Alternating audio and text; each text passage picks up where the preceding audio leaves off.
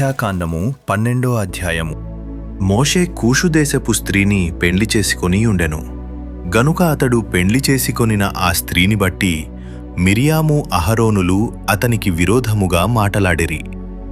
వారు, మోషే చేత మాత్రమే యెహోవా పలికించనా? ఆయన మా చేతను పలికింపలేదా అని చెప్పుకొనగా యెహోవా ఆ మాట వినెను. మోషే భూమి మీదనున్న వారందరిలో మిక్కిలి సాత్వికుడు.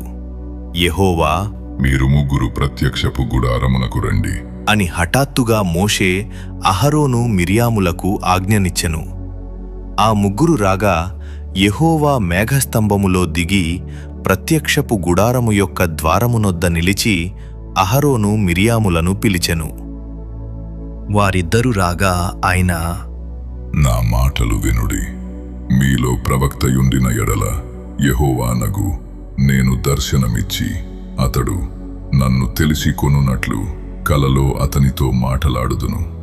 నా సేవకుడైన మోషే అట్టివాడు కాడు. అతడు నా ఇల్లంతటిలో నమ్మకమైనవాడు. నేను గూఢభావములతో కాదు, దర్శనమిచ్చి ముఖాముఖిగా అతనితో మాటలాడుదును.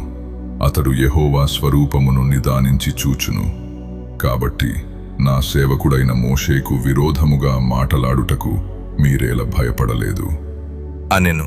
యెహోవా కోపము వారి మీద రగులుకొనగా ఆయన వెళ్ళిపోయెను. మేఘమును ఆ ప్రత్యక్షపు గుడారము మీద నుండి ఎత్తబడెను. అప్పుడు మిరియాము హిమము వంటి తెల్లని కుష్టుగలదాయెను. అహరోను మిరియాము వైపు చూచినప్పుడు ఆమె కుష్టుగలదిగా కనబడెను. అహరోను, అయ్యో నా ప్రభువా, మేము అవివేకులము, పాపులమైన మేము చేసిన ఈ పాపమును మా మీద మోపవద్దు. తన తల్లి గర్భములో నుండి పుట్టినప్పటికే సగము మాంసము క్షీణించిన శిశు శవము వలె ఆమెను ఉండనీయకము అని మోషేతో చెప్పగా మోషే ఎలుగెత్తి, దేవా, దయచేసి ఈమెను బాగుచేయుము అని యెహోవాకు మొర్రపెట్టెను. అప్పుడు యెహోవా మోషేతో, ఆమె తండ్రి ఆమె ముఖము మీద ఉమ్మి వేసిన ఎడల ఆమె 7 దినములు సిగ్గుపడును గదా. ఆమె పాళెము వెలుపల 7 దినములు ప్రత్యేకముగా ఉండవలెను. తరువాత ఆమెను చేర్చుకొనవలెను. కాబట్టి మిరియాము 7 దినములు పాళెము వెలుపలనే గడిపెను. మిరియాము మరల చేర్చబడు వరకు జనులు ముందుకు సాగరైరి. తరువాత జనులు హజేరోతు నుండి సాగి పారాను అరణ్యములో దిగిరి.